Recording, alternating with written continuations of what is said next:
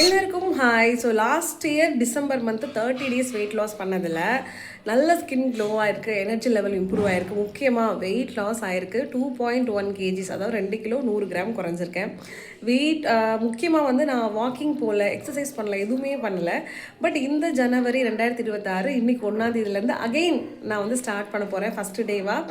இந்த 30 டேஸில் எவ்வளோ சேஞ்சஸ் தெரியுதுன்னு பார்க்கலாம். ஸோ நான் என்னென்ன சாப்பிட்றேங்கிறத டெய்லி உங்களுக்கு அப்டேட் பண்ணுறேன்.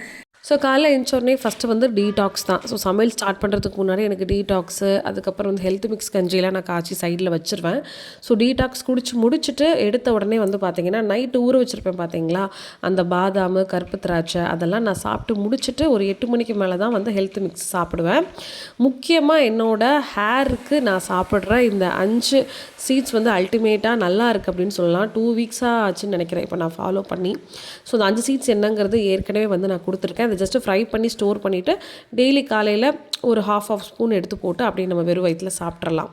மார்னிங்கே வந்து பார்த்திங்கன்னா 1 பீஸ் ஆஃப் டார்க் சாக்லேட் சாப்பிடுவேன். இது வந்து டீடாக்ஸ் குடிச்சு முடிச்ச உடனே ஒரு ½ hour கழித்து ஃபஸ்ட்டு இதுதான் சாப்பிடுவேன்.